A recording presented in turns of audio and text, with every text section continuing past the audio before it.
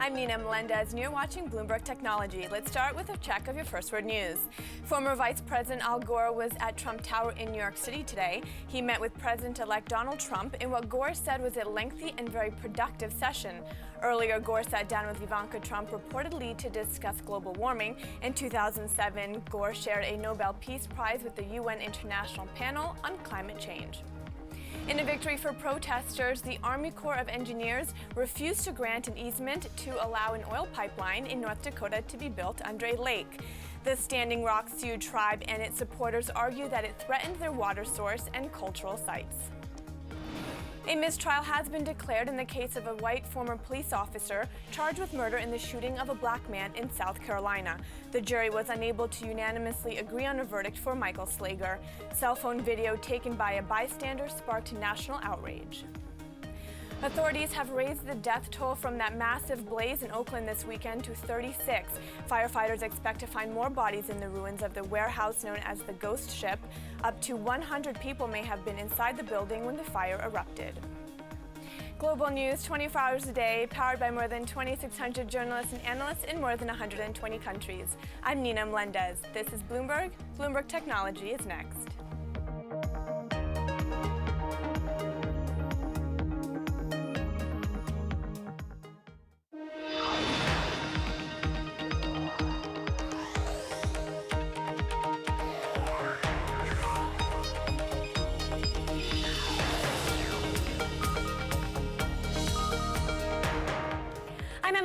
And this is Bloomberg Technology at our new time, 2 p.m. here in San Francisco, 5 p.m. in New York, 6 a.m. in Hong Kong. Coming up, EU watchdogs send a message to big tech. Move faster to crack down on hate speech, or we will do it for you. Plus, the best of the best in science getting the celebrity treatment in Silicon Valley. It is the 5th annual Breakthrough Prize Awards. We will hear from Russian billionaire investor Yuri Milner, who helped start it. And our science and technology on the priority list for the new administration. 23andMe CEO Anne Wojcicki joins me at the Breakthrough Awards for insight on the road ahead with Trump in the driver's seat. But first, to our lead. EU regulators are warning U.S. tech giants to act faster against online hate speech or face laws that would force their hand. Remember, Facebook, Twitter, Microsoft, and YouTube banded together 6 months ago by signing a voluntary code of conduct. In it, they said they support EU regulators, quote, in the effort to respond to the challenge of ensuring that online platforms do not offer opportunities for illegal online hate speech to spread virally. They went on to say they'd review the majority of valid notifications for removal of illegal hate speech in less than 24 hours and remove or disable access to such content if necessary. Now, 6 months later, EU regulators say these companies aren't living up to their promise and that only 40% of cases are addressed in less than 24 hours.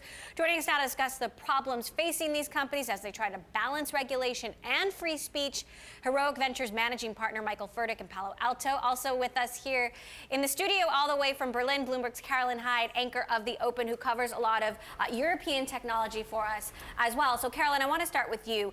Talk to us about what's going on with European regulators. I mean, obviously, they are not getting this stuff offline in 24 hours and sometimes not even close. And therefore, they want to see potentially the threat of legislation to come in and force the hand of these large US companies. As you said, 40%, just 40% of the alerts, about 600 have so far been in place in the last 6 months. 40% of them been tackled in 24 hours. Now, much more are being tackled 80% in 48 hours. So they're saying, look, it's not that you can't do it, you're not putting enough resources behind this. You are billion, trillion-dollar companies. You should be able to put more resources behind this. But it's notable, Emily, no wonder this is being viewed by the EU at the moment. Terror attacks have occurred, of course, we know, notably in France. You've had the refugee crisis.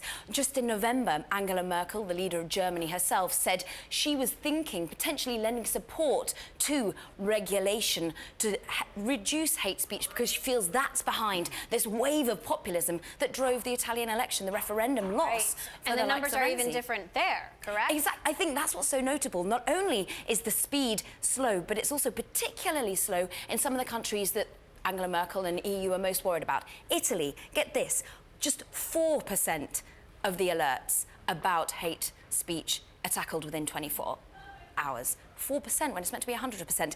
In Austria, 11%. Now, over the weekend as well, we saw this is a country that very closely had a notably far-right presidential candidate winning. These are countries that people are very worried about, and they want to see a greater tackle against the hate speech to try and drive back populism that Angela Merkel and the leaders are so worried about. Now, Michael, this is an issue that you've taken on for a good part of your career. You led Reputation.com for a very long time to tackle these very kinds of issues. What do you make of how the EU is handling it versus the United States? It's a good question. Look, first of all, this topic is very hard for American viewers and American business people to understand because we have a very expansive understanding of what the First Amendment or free speech means in the United States. That's not the case in Europe. It's important for you to understand as viewers that it's not the case in Europe. In Europe, in fact, speech is not perfectly protected, including political speech, including inciting speech, including hate speech. So there's a long history of very radical violence in Europe that has been met with legislation, constitutional changes over the decades that create a situation that's different from the American situation. So that's the first thing to understand. So this question is normal in Europe. The second thing is Europe is very serious about it. There are two basic axes of problem or difference that these companies are facing. First of all, they're not responding fast enough according to the EU regulators, but also secondly, the EU wants them to take a more expansive view of what constitutes inciting or what constitutes hate speech. They don't think these companies are taking it seriously. And now in America, these topics are coming up more and more. We see the impact of the spread of fake news, which is a kind of inciting here in America. We know now that the Russians were spreading fake news in the United States to affect the election. Maybe they did. We now know even that General Flynn, one of Donald Trump's nominees, spread and respread some very, very fake and vitriolic news that was obviously fake about the Clinton campaign, about pedophilia. So this is a real live and present question. From a business perspective, there's an important item here. Facebook, for example, which is an amazing company led by amazing people, is in a very unusual position. On the one hand, they have to say with a straight face, look, hate speech and the spread of fake news doesn't really impact our viewers because our viewers and our audience don't really take that stuff seriously when they read it. At the same time, they have to say, hey, look, we're the best advertising platform in the world, and our audience and our participants take the stuff that they see on our pages so seriously that they will buy stuff when they see your advertisements, if you're a large corporate advertising on our platform. So it's a very, very delicate situation. Now, one other thing that's so important, there's a law that protects copyright. Yeah. Go ahead. Hang on. What do you think Facebook should do? I mean, should Facebook be behaving more like a media company than a technology company? Should Facebook be taking greater responsibility for monitoring or moderating fake or inaccurate news? I think that's a very good question. Maybe the answer is yes, but there's another thing in technology here that might actually point the way. So the law in the United States actually gives deep protection to copyright. So if Facebook or YouTube or Microsoft or Twitter receives notice that the photograph that is being shared is under copyright of an owner and the owner does not want it distributed or shared in a way that violates his or her copyright, well, all of a sudden those companies have to take very swift action to remove or otherwise segregate those copyrighted materials. As a result, what has been born is a series of technology solutions that allow them to limit the impact and distribution of those copyrighted materials that once they're on notice. The same thing has never really happened with speech or hurtful speech or even sort of emotionally violent speech. A video, for example, of a little kid being beat up online. There's no law that requires one of these pages to remove it if they're put on notice. And so they've never actually had to develop technology. So I think there's a technology solution here. Whether or not it's a media company or a platform company, I do think technology can solve some of these problems, whether it's Europe or America. And I have confidence they can if they want to. If they decide they want to, they will. Clearly something you're very passionate about, Michael. Carolyn, I'm so curious what you've been hearing from investors, CEOs in Europe about the election of Donald Trump and what the reaction has been overseas. It was shock. It was awe initially. They couldn't believe it. In the same way that Brexit took everyone within Europe by surprise, over the United States, it took us by surprise as well. But notably, we are starting to see perhaps that calm down. We're hearing actually big telecoms giants, big advertorial companies, WPP, for example, saying actually by bringing US dollars home, repatriation, that might make the US economy better, more advertising to come. Maybe telecoms companies, Altice, big French player, they're saying maybe there's more consolidation, more business friendly. So a little bit more cautious optimism.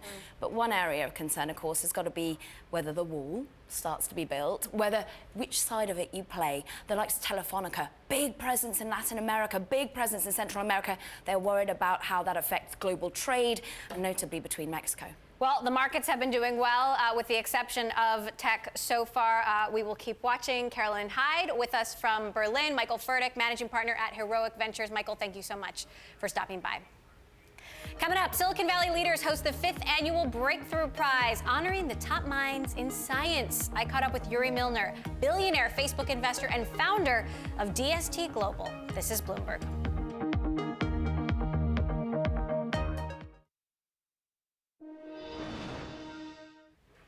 Top execs from Hollywood and Silicon Valley gathered for the 5th annual Breakthrough Prize event, an award celebrating top achievements in the fields of physics, life sciences, and mathematics. $24 million was given to 12 researchers and scientists. This year, a special prize was awarded to a team of over 1,000 people researching gravitational waves, ripples in the fabric of space-time created when two black holes merge. The Breakthrough Prize was created by Silicon Valley power players like Facebook CEO Mark Zuckerberg, Alibaba's Jack Ma, Sergey Brin, co-founder of Google, now Alphabet, Anne Wojcicki, CEO of 23andMe, and Russian billionaire Yuri Milner, founder of DST Global. I sat down with Milner and asked him about which Breakthrough Prize he was most excited about. Well, the special prize this year went to the collaboration of 1,000 people for the discovery of gravitational waves. And these waves come to us from two black holes that collided 1 billion years ago. And it's incredible that we developed technology to be able to detect this. And this verifies the prediction that was made by Albert Einstein 100 years ago. You're very fascinated with space and what's happening in the universe. You also launched Breakthrough Listen, a $100 million project to find extraterrestrial life. What progress have you made so far? Do you think this is something we'll find in our lifetimes? Well, I think we have decent chance. And the reason is that there are 20 billion planets like ours in our galaxy, which is called Milky Way, and this 20 billion should be multiplied by 2 trillion, which is the number of galaxies in the universe. So the chances that all these opportunities only created one civilization are pretty minimal. So I think eventually we will find out that somebody is out there, and maybe they are 1 billion years ahead of us, and then it will really be exciting. Now, you travel around the world. 40% of your investments are in China, for example. Talk to me a little bit about, are you concerned that this kind of innovation, funding for this kind of innovation and technological breakthrough might suffer under the new U.S. administration? Well, it's very early days, but I think what is happening is a amazing global macro trend, which is really empowering all of us with technology and software. In the last 10 years, there were $2 trillion worth of value created around the world, 2/3 in the US, 25% in China, and then the rest in the rest of the world. So my prediction is that in the next 10, 20 years, this trend will continue, and many more trillions of dollars will be created in this exciting space. So I'm not good at short-term predictions, what's going to happen next year, but I would bet that in the next 10, 20 years, we will see a lot of value coming out of places like Silicon Valley, Beijing, Tel Aviv, London, Bangalore. Do you have any concerns about the election of Donald Trump, given, for example, whether it's ripping up the playbook, or perhaps you call it flouting years of diplomatic process, taking a call from Taiwan, or potentially befriending Vladimir Putin, given that you're from Russia? Well, again, I'm not the best scholar to opine on this, and I've really been focusing on technology around the world. And that's really what drives my travel. You know, wherever there is technology opportunity, you know, I'm trying to spend a lot of time there. Facebook, longtime investor in Facebook. Do you think that Facebook needs to take on greater responsibility when it comes to fake or inaccurate news? Should they consider themselves a media company or a technology company? I think Facebook is very serious about this. Every single major company like this, so you you recognize that there is a very high concentration of value in internet companies. Probably 80% of value is concentrated in less than 10 companies. Each one of them, by definition, has responsibility. So I think it doesn't only apply to Facebook, it applies to all of them around the world to think about things like that. So looking into 2017, talk to me about how you're dividing your time in terms of your travel and what technologies you're most excited about. I'm 80% focused on investing, 20% focused on nonprofit initiatives like the ones we talked about. As we talked about it, 40% of our investments are concentrated in the US, 40% in China, 20% in the rest of the world. That's pretty much how I'm trying to allocate my time. So when it comes to new technology, what do you like that's out there? Well, where do you think the growth is going to be? What are you most fascinated by? Well, there are some unstoppable trends. One is all various facets of AI, and from autonomous driving to translation and AlphaGo and things like that. Another big trend is robotics, and I think when those two trends are converging, you will see a lot of change in our society. And what do you see happening with valuations, given the political climate and what's happening in the global economy? The last 10 years, $2 trillion worth of value was created. Our prediction is that every 5 years there will be another $1 trillion. And then the question is how it's going to be allocated between different countries, how it's going to be allocated between already existing companies versus new startups.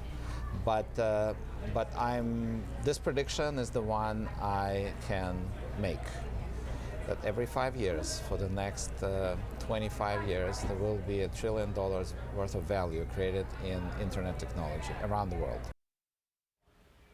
Yuri Milner there, creator of the Breakthrough Prize and founder of DST Global. And stay right there. We will head back to the awards and catch up with 23andMe CEO Anne Wojcicki, what she thinks the Trump administration means for the scientific community next. And a reminder, all episodes of Bloomberg Tech live streaming on Twitter. Check us out at Bloomberg Tech TV weekdays, 5 p.m. in New York, 2 p.m. in San Francisco. This is Bloomberg.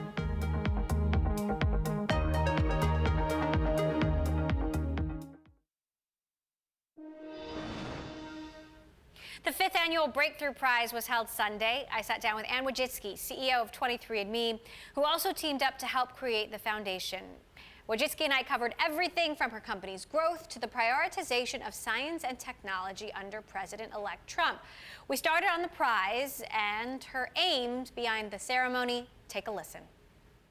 For me, the goal of this was make scientists celebrities the way other people are celebrities. Like Zuckerberg and Sergey, obviously, they can create a company and they're scientists and they can create a company and it has huge financial rewards. And Michael Jordan and sports athletes and celebrities, they're all known. And my goal was how do you actually make scientists part of the pop culture? Do you have any concerns that a Trump administration won't prioritize this kind of research, this kind of funding, this kind of innovation? For sure. I think it's definitely a concern that science is not going to be as prioritized, but I'm hopeful that by things like Breakthrough Prize and more efforts to educate the youth, that it doesn't matter what the government is actually saying as much, because I think that you'll inspire individuals to actually start learning about and getting involved. And I think in some ways that's where government matters, but it doesn't matter. There's no government policy about basketball, but clearly we're all pretty into basketball. And my goal is to make it almost independent, get people to look around the world and feel so inspired and so excited that they're always asking questions and learning about it. What are your broader concerns and reflections on the election, given the industry that you work in, given that we were this close to seeing a woman in the White House? To be honest, I'm wait and see. I love to actually be able to judge once things are happening, and I'm eagerly waiting to see actually who's going to be FDA commissioner, and I now see who's HHS, and I'm excited about the idea of potentially, more freedoms, obviously, but obviously want to keep supporting the fact that science is incredibly important, and that without a scientific, fact-based world that we're living in, then I have concerns. What about some of the potentials, whether it's unwinding the Affordable Care Act or not hiking drug prices as much as previous? So I'm waiting to, so I think there's all kinds of ways to spin in terms of worries. I think without a doubt, the benefit of Affordable Care Act is that there are millions of Americans who are saying, wow, it's like great to have health care. And I think without a doubt, it will be hard. People want to have those benefits. People want to actually feel empowered to actually take charge of their health. So I'm completely open-minded to alternative ways of looking at it. I'm a Kaiser baby. I've always been a huge fan of Kaiser. I would love to see Kaiser take over everything. But I think that I'm open-minded, eager to see what's going to happen. But I know that once those people have gotten actually their health care, it's going to be hard to take it away from them. So give us an update on 23andMe. You're now selling genetic data in addition to charging consumers to give them that data. How do you see? Well, we never sell genetic data. We've always done research projects, and so it's one of the things that I am, without a doubt, the most exciting thing for me. I love that consumers are stepping forward and saying they want their genetic information, but almost more than that, I absolutely love how well we can make discoveries from this research database. And I get people who have had sarcoma or have migraines or have some kind of chronic ailment, and they're saying, just help us understand why this has happened to us. And the fact that we are actually able to so effectively leverage all of our customers who've come together, answer questions, and make really meaningful discoveries gives me actually a huge optimism about what we're going to be able to do in the future and how quickly we're going to be able to make meaningful discoveries. And how about the drug discovery part of the research that you've been doing? What can you give us an update on that? And any diseases you're honing in on? Being in a science event, you shouldn't be that excited. But it's one of the things that almost keeps me up at night because I'm so excited. I'm so proud of my science team at how well the system works, and we are making discoveries. And we have Richard Scheller, who's running our therapeutics unit, who came from Genentech, and we have a number of compounds in development. We have new labs going up in South San Francisco. So I'm enthused and incredibly inspired that the database of information will potentially yield novel therapeutics, and I'm hoping to prove out the fact that we can do it faster and more efficient than other pharmaceutical companies because we're starting with a human genetic database. That was Anne Wojcicki, 23andMe CEO from the Breakthrough Awards in California. One stock we are watching, Pandora, shares edged higher again Monday after shooting up by more than 16% Friday. This after reports that SiriusXM had recently approached Pandora's board with interest in taking over the company. In a note, Monness Crespi Hart analyst James Chakmak suggested that a takeover by Amazon might make more sense for Pandora because of integration possibilities with smart speaker Echo. Coming up, we get a Silicon Valley investor's take on Trump's pick for Secretary of Defense and the future of cybersecurity. This is Bloomberg. I'm Nina Melendez, and you're watching Bloomberg Technology. Let's begin with a check of your first word news. Italy's president has asked Premier Matteo Renzi to put his resignation on hold pending budget approval by Parliament. Renzi announced he was quitting after voters overwhelmingly rejected a referendum to push through constitutional reforms. In France, Prime Minister Manuel Valls will run for president in next year's election. He faces off with the other contenders in the socialist primary next month. He plans to resign tomorrow to focus on his presidential bid. Chancellor Angela Merkel's Christian Democratic Union will toughen its stance on immigration as Germany's ruling party sets the stage for her fourth-term campaign. Merkel wants to position the party as a stronghold for stability as populists gain ground in Germany and Europe. The amended language will be debated tomorrow. And Ash Carter's final trip across Asia as Pentagon chief shines a spotlight on issues and unfinished business to be inherited by his successor. Topping the agenda, concerned by U.S. allies, Japan and South Korea overpaying more for military protection, as well as worries about North Korea's nuclear ambitions. President-elect Trump has picked retired General James Mattis to succeed Carter. If he's approved, he'll also have to navigate floundering relations with the Philippines and Beijing's claims over the South China Sea. Global news 24 hours a day, powered by more than 2,600 journalists and analysts in more than 120 countries. I'm Nina Melendez. This is Bloomberg. It's just after 5:30 p.m. Monday here in New York, 9:30 Tuesday morning in Sydney. I'm joined by Bloomberg's Paul Allen with a look at the markets. Paul, good morning. Good morning, Nina. Let's kick off in New Zealand, the only market open at the moment, and looking quite good, up about 1/3 right now. The NZX shrugging off Monday's surprise resignation of Prime Minister John Key. Also some good news out of New Zealand today, the budget deficit narrowing now to just $93 million in the 4 months to October 31. Elsewhere around the region, we're seeing some positivity on Nikkei futures. Here in Australia, the ASX is expected to open up about 1% when we get underway in a little under 30 minutes' time. Keep an eye on GrainCorp locally today. This is after data shows record wheat harvest is in store in Australia for 2016-17, potentially putting downward pressure on prices. And it might be worth watching shares in ANZ as well. CMC and Bell may be in the works to bid for the online broking unit of ANZ Bank. Aussie dollar will be in focus, of course, though, because it's the Reserve Bank of Australia's final meeting for 2016 today. But 27 of 27 economists expect no change. Australia's cash rate looks set to stay parked at 1.5%. I'm Paul Allen in Sydney. More from Bloomberg Technology next.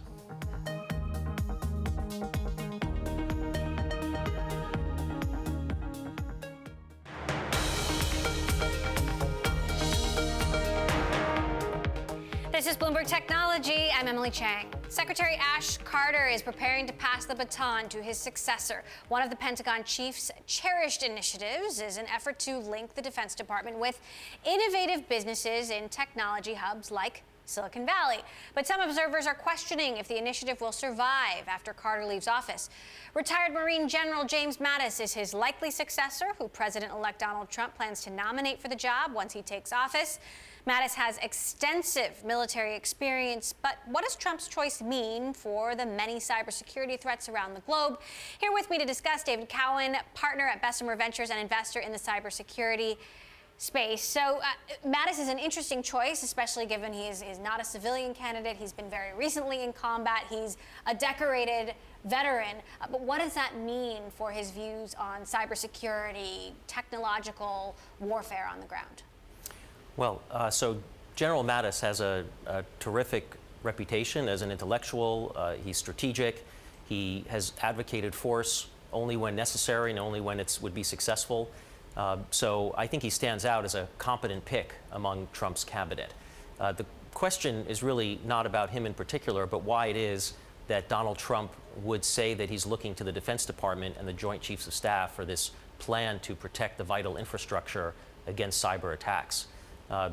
Looking to the Defense Department, to General Mattis, or the Joint Chiefs of Staff to protect our industrial control systems, our dams, our water treatment facilities, our nuclear reactors, that's like, it's just not the right solution. Calling in the Marines to stop malware is like trying to stop a termite infestation with a shotgun.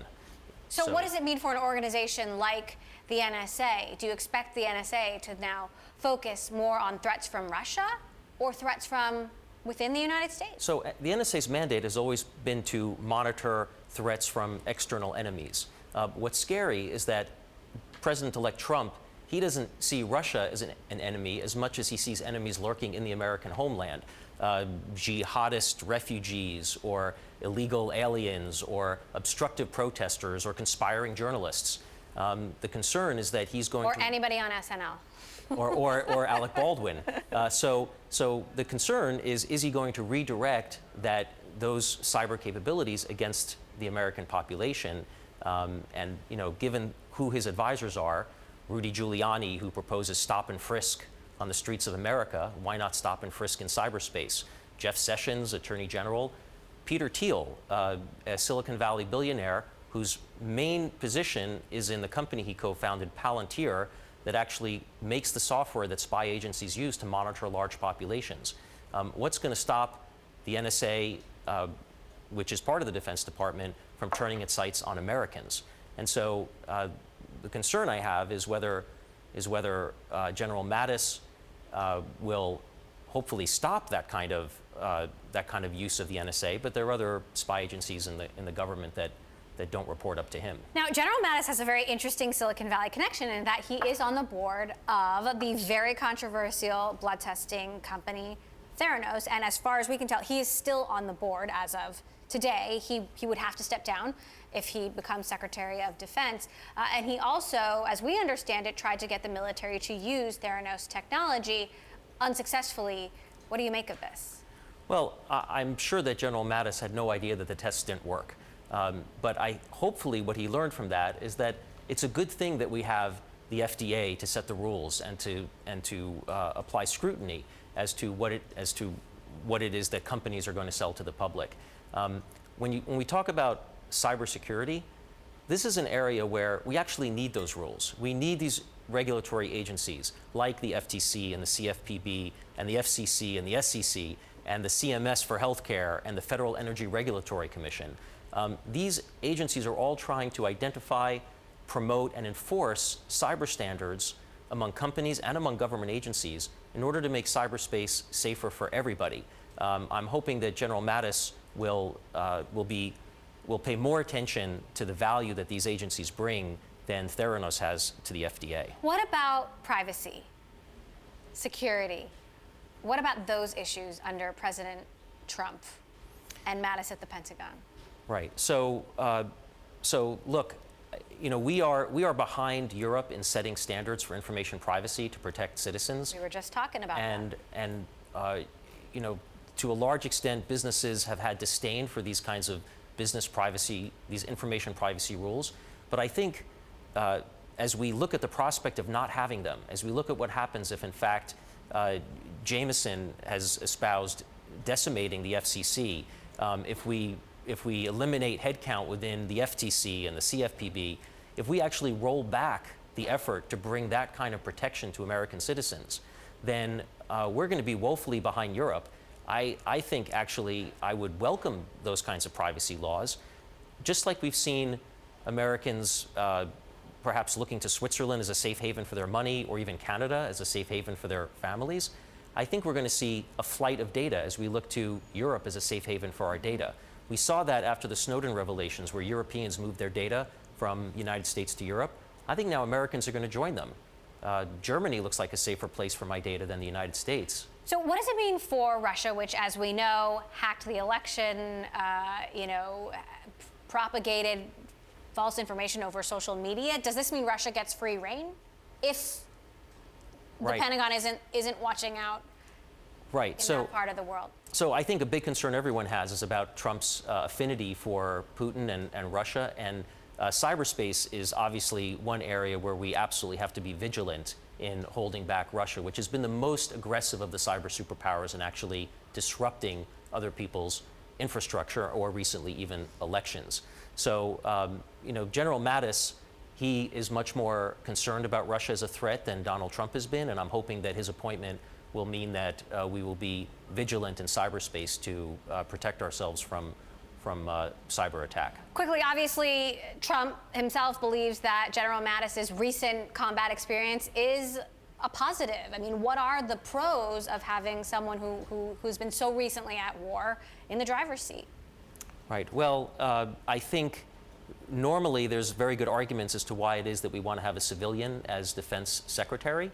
And it certainly is dangerous for the working of the military to promote recent generals into the seats of national security advisor or defense secretary. However, in this case, given how uncomfortable many of us are about having Donald Trump as our commander-in-chief, having a proven and trusted warfighter in the chain of command right beneath him actually gives me comfort. All right. David Cowan, Bessemer Ventures, thank you so much. Very smart analysis there. Appreciate you stopping by. Coming up, it is a race for the best AI talent among big tech, and Uber is the most recent to hop on board, announcing the acquisition of the startup Geometric Intelligence. We will break down the company's new research arm, Uber AI Labs. This is Bloomberg.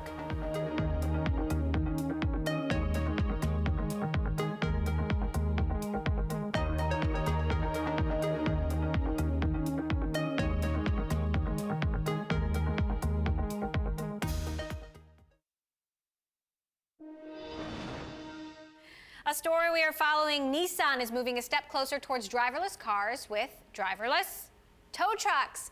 Nissan is testing out self-driving machines at its plant in Opama, Japan, that would carry cars to the nearby wharf for loading onto transport ships.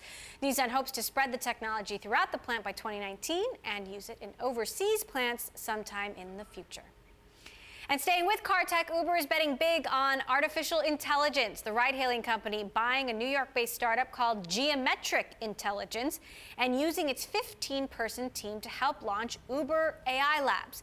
This new research group will focus on improving multiple fronts of the company, from the route of your food delivery to helping self-driving Ubers navigate the roads.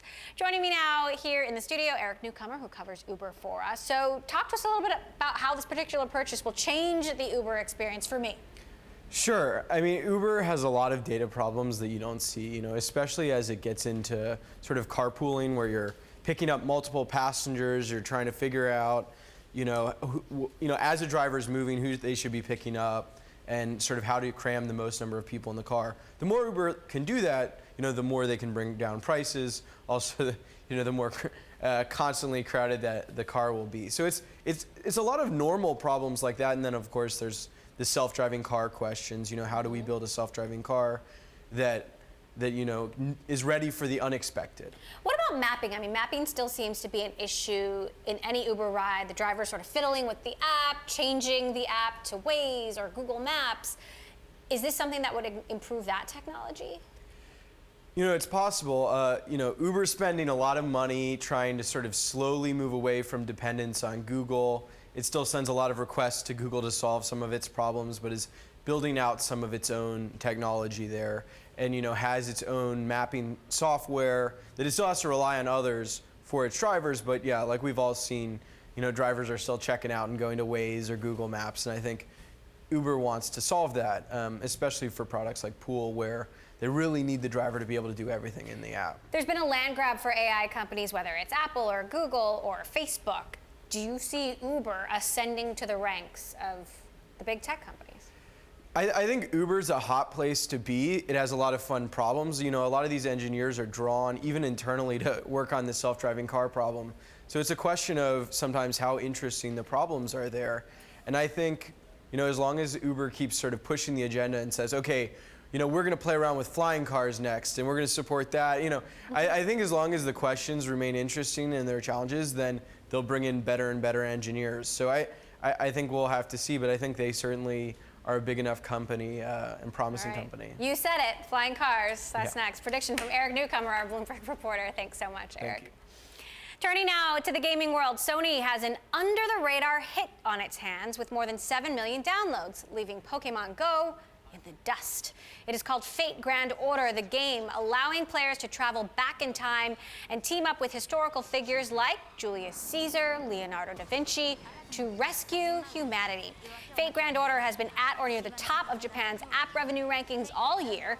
For more on the story, Bloomberg's Yuji Nakamura joins us now live from Tokyo. So Yuji, the big draw of Pokemon Go was this augmented reality. This is something that Fate Grand Order doesn't have. What is the draw? What's causing all of this engagement? Hi, Emily. Good morning. Yeah, you're right. It is not in any way AR focused. The real draw of the game is its story. Just to give you some background, similar to Pokemon Go, Fate is an anime series in Japan. It originally actually began as a game for PCs, evolved into this thing. Sony, Sony has a lot of little tentacles everywhere, including an anime studio. Their anime studio developed this game for PCs into this really popular anime series in Japan. And then 3 years ago, Sony decided that it'll actually make a game based on the anime again. But this time the game will be for smartphones. So it kind of took a long trip to get to the smartphones, but fans love it here. Again, as you mentioned, players travel through time. They get to meet a lot of very colorful characters. Like you said, Julius Caesar, Cleopatra, they go back to the Egyptian days. Even people like Jack the Ripper, for example, Billy the Kid. There's a lot of very colorful characters throughout the story. And I think that's really the draw of the game. The players, want to see what happens next. They want to meet more characters. So that's basically what the game is about. So traveling through time and meeting colorful characters. Are we expecting a release outside Japan? The company said they've only released in China so far. I asked them about a U.S. release, a European release. They said it's under consideration. I'm personally not too hopeful, and I'll tell you why. The game is very, very kind of still niche. The hardcore fans love it here, and I think it managed to get broader appeal in Japan just because people are, they play a lot of smartphone games in Japan. Whether or not it'll appeal to the mass market in the U.S., I'm not sure. And also one thing to keep in mind maybe, we compare it to Pokemon Go in the article because Pokemon Go makes a lot of money. But the game, I think a lot of parents would not be maybe comfortable having their kids play the game. If you're familiar with Japanese anime, there's a lot of half-naked, characters out there. That's also true for this game as well. So, all right. Again, whether or not it has mass appeal or not, we'll see. But. I get it. Bloomberg's Yuji Nakamura live from Tokyo. We'll keep our eye on it. Important, though, for Sony, a company that has been under pressure lately. Up next, CBS chief Les Moonves sits down to discuss potential media mergers and the future of streaming TV. This is Bloomberg.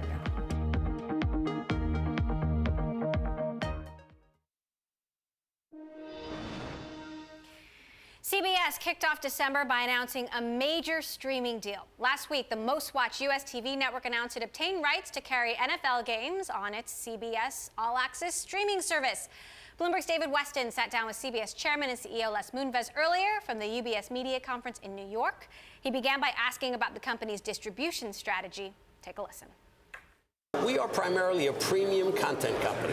Our job is to do great content for CBS, for Showtime, for the CW, late night, sports, etc.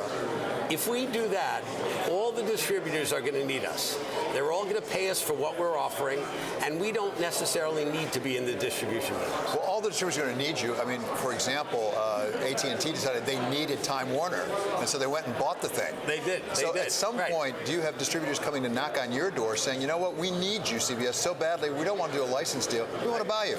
I'm sure there are distributors out there who would like to do that right away. As you know, we're a controlled company, by NAI, so that is more difficult. But I could imagine there are plenty of people out there, especially when you see AT&T paying a lot of money for Time Warner, that a company like ours would be very, very valuable in the open market. But have you had any discussions yet? I'm not going to say. By the way, you have discussions with everybody, and they all say very nice things about you. But as you look at the Time Warner AT&T deal, do you have any concerns about it? In the sense that when you have a big distributor like AT&T is, particularly in wireless, they could sort of favor Time Warner content over CBS content. We're looking at it. It was just announced a few weeks ago. We're taking a good, cold, hard look at it to see if it's advantageous to us or not. So we haven't weighed in yet on what we think about it, and we're looking at it. But are you open to the possibility of the regulators coming in to have some rules and regulations, the way they did, by the way, with Comcast's NBCU? Generally speaking, I'm not a fan of regulators. With the FCC going forward, we hope there's a loosening of regulations, and I'd be a proponent of that. So, moving on, let's talk about DirecTV Now. Yep. They've just launched it. Yep. They launched it without CBS. There was a lot of talk about whether CBS needed the internet. They did. You decided to sit it out. Why? Well, number one, we've always said we will join any service as long as we get paid fairly and the conditions that we need are met appropriately. We are in active discussions right now with DirecTV. We have different needs than some of our competitors who own a lot of cable networks. Our centerpiece is a broadcast network. So there are some financial issues, there are some other issues, such as digital issues. I expect us to make a deal with them. I expect us to be part of it. But once again, we demand to be paid fairly and have a fair deal for our content. Talking about retransmission consent, which I say, as you've been a pioneer on, you figured out a way to include the broadcast stations in that. As we move into the over-the-top world, can the broadcast stations participate, and could that affect the valuation of your stations, for that matter? I think it's, the great thing about OTT, it's resetting the tables. When we entered the retransmission disputes or negotiations, They already were paying a lot of money to different cable networks, and we were coming in after the party started. Now that there's a brand new party, we're the most watched network. You know, the broadcast networks should be paid more than the cable station should be, because more eyeballs should mean more pay. So we intend to be on every over-the-top service, but we don't think any of them can exist successfully without CBS, without getting the NFL or Big Bang or NCIS or Stephen Colbert or 60 Minutes, that we are a necessary part of any package. So when distributors go for those content deals, historically, they've wanted an advantage. They're building a new business. The way to get that is to have exclusive content so that their rival distributor doesn't have it. Correct. How often does that come up? Are you willing to give exclusivity? No, that's where a problem comes in. Stacking rights, the ability to get all the shows of a certain season, we only have on All Access. You know, it's not to say if somebody made us a very high offer for that it would be available, but exclusivity is really tough for us. CBS chief Les Moonves there. And I also have a bit of news to share with our viewers, if you haven't noticed already. I am pregnant. My husband and I are very excited to welcome baby number 3 to our family. So I just want to thank everyone on the B-Tech team, everyone on the floor for tactfully hiding my bump. Craig, Mallory, Jared, our director. I'll be here for 2 more weeks, and I'll miss you.